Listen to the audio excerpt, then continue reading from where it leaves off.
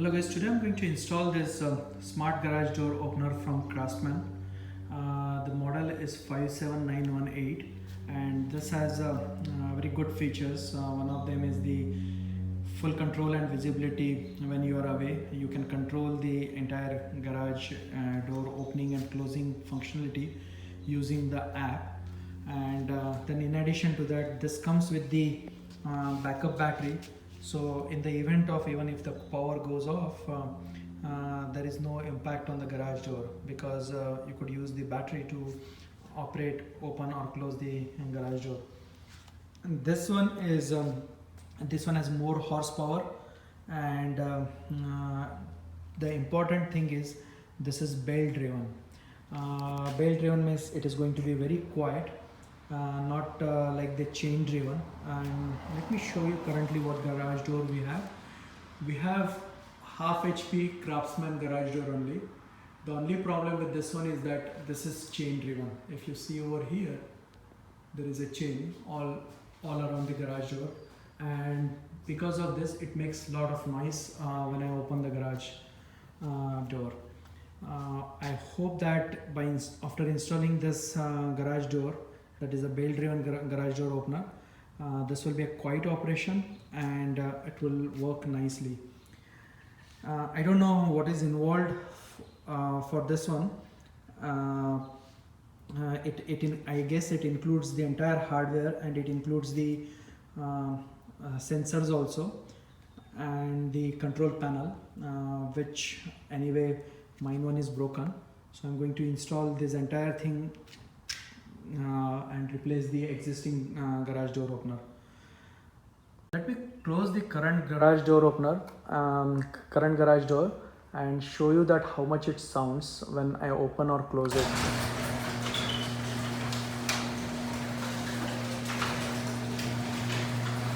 So this is pretty noisy, and we are going to do the same test once we install the garage door. So as you see, it makes noise, and if I open it, again the same thing, too much noise. And we'll do the same test after the installation to see that how much noise reduction we achieved after installing the belt driven garage door. As usual, my standard way of installing any item or any product is basically remove the contents from the box, go through each and every component and see that what is involved for the installation. So let's open the box and see that what is inside the box. And this is what I see inside the box.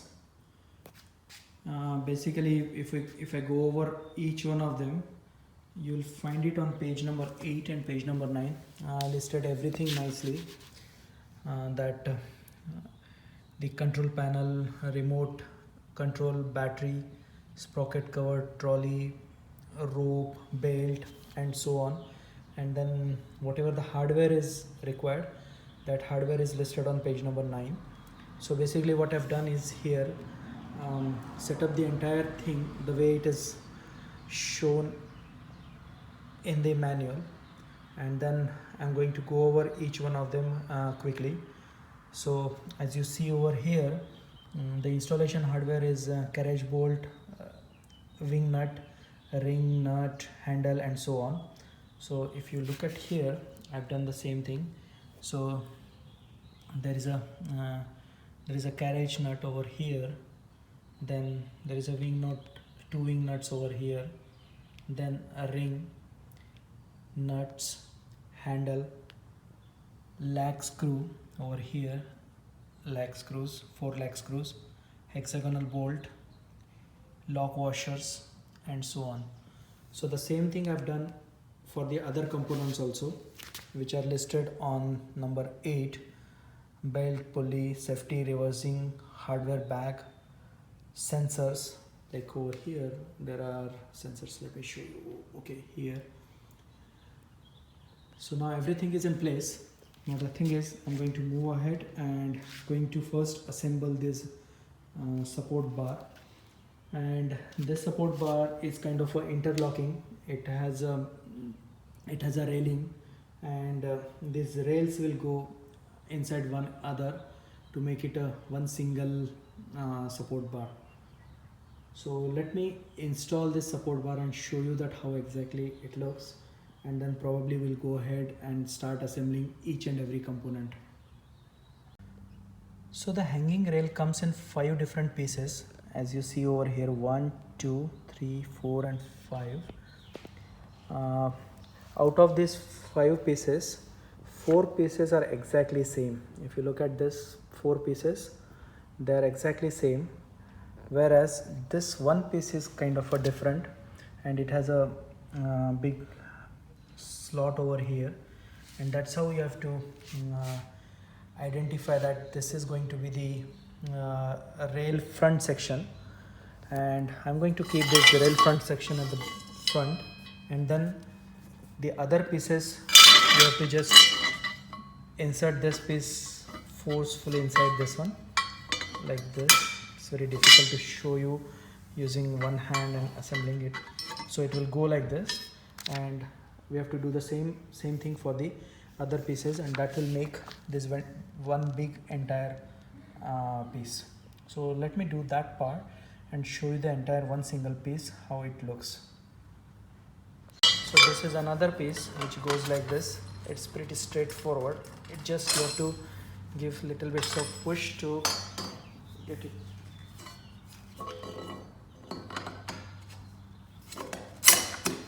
Like this. And the same thing you have to do for the other one also.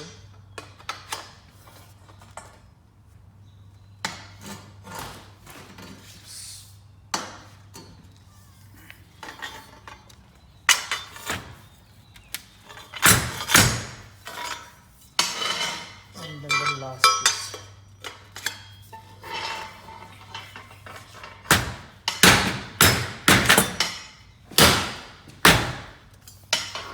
Okay, and then this makes one single piece. So for the first step, basically we need 3 parts. One is the entire assembled front rail, that is this one, and the trolley, that is this trolley, and the U bracket. So it's pretty simple. This front side of the front roll, which is going to go against the door, which is shown over here, you have to just slide this trolley like this and let it pass. And once it passes through this particular hole, take one screwdriver and just lock it, so that it won't come out from this side. So that is the first part. And the second part of this one is installing the U bracket. That is, this is the U bracket, and this, as shown over here, this U bracket goes like this, and this has to be this we have to attach to the motor. So I'm going to slide this U bracket and make it lock inside this front rail. Step 2, we are going to attach this front rail to the motor, and for that first you have to remove this attach bolt. So I've removed this attach bolt and line up the rail and the bolt holes like this, and you have to just tighten them, not to tight too much because it may damage the motor. So just like this. So I'm going to just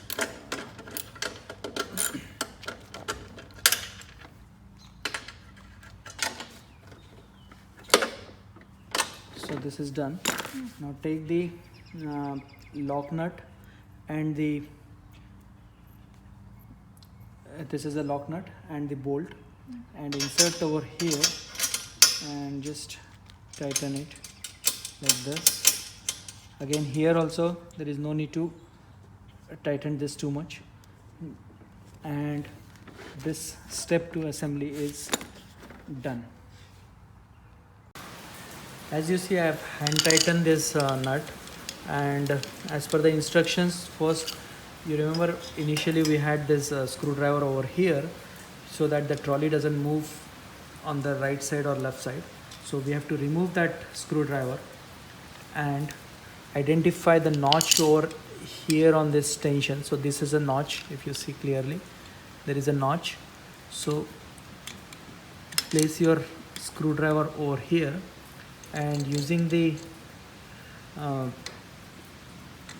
this spanner or anything, just okay, it's very difficult because it's moving.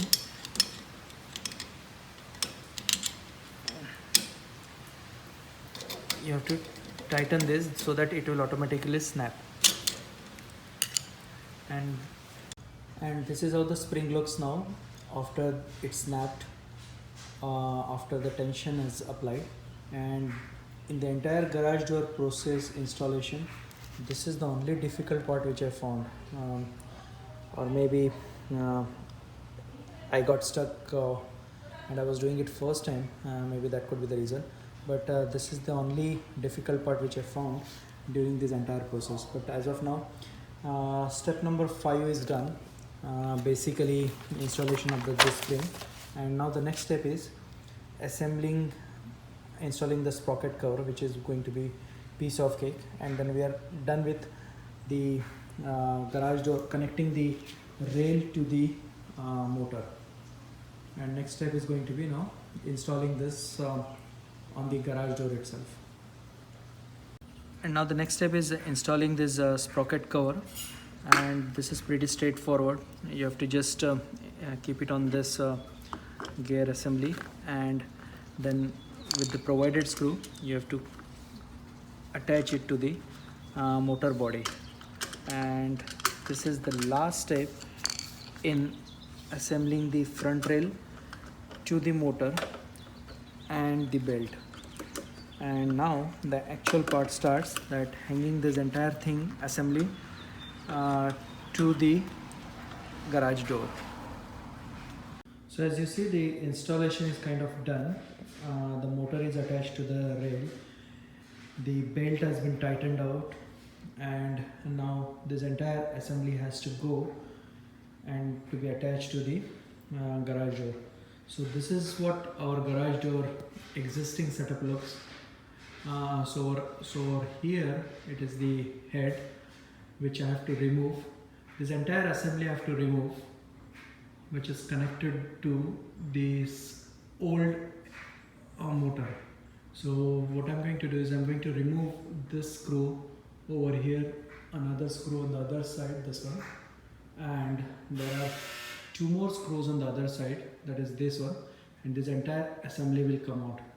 And then I think basically replacing this one with the new one. So let me remove this one. I think this headboard is the one which is the old one. I guess I can use that same, I can keep that one as it is. But the thing is, since they have already provided the new headboard, let me show you somewhere it is, I kept it. I'm going to use the same, the new headboard over here it is. Okay, so I'm going to use this one and replace the old one, this one. So let me remove the existing assembly, and then we'll go from there.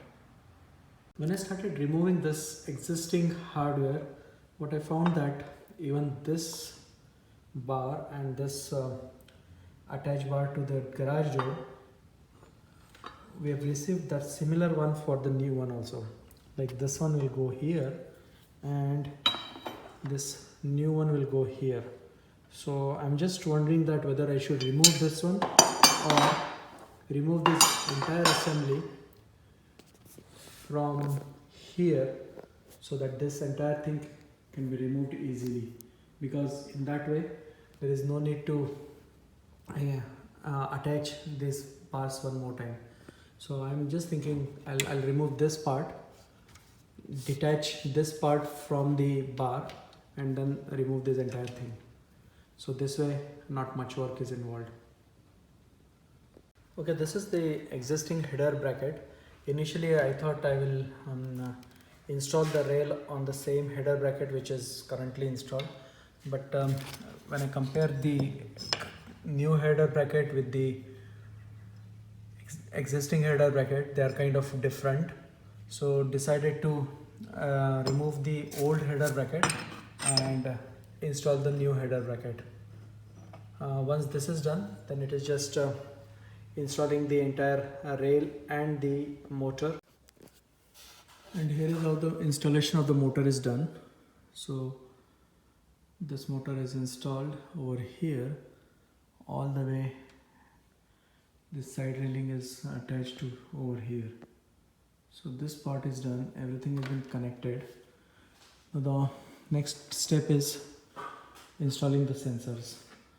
So for sensors, I'm going to remove all these old wires and install the new wires which came with the package. And the package contains two sensors, one for the left side and one for the right side, with these brackets to hold the sensors. So first thing first, I'm going to remove all these old brackets, old wire and everything. And let me show you here how the power is connected over here.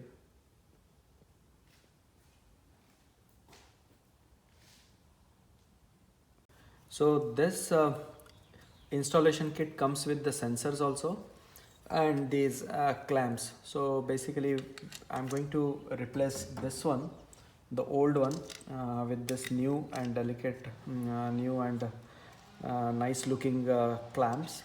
So the way it goes is that basically we have to just tighten this sensor on the clamp like this, so that this looks like this, and then just this will go on the rail like this. So this is pretty straightforward. So I'm going to do this on both the sides, on left as well as on the right side, and then run the wires all over the garage. So I have option to select the existing wire, but I've decided to use the new wire, which is pretty neat. So let me finish this part and then we'll go to the next step. Now the right side and the left side sensors are installed, and as you see, one of the sensor, which is this one, has a green light, and on the right side sensor it has an amber light. So you won't see both the light as green or both of them amber. Okay, so that is one thing which you have to remember. Sensors are involved, the wires are connected to the garage opener. Let me show you that part. So over here all the wires are also connected. So the wires are installed, and basically it's pretty straightforward. Red goes in red, gray goes in gray, and two white wires twisted together goes in one of the white socket.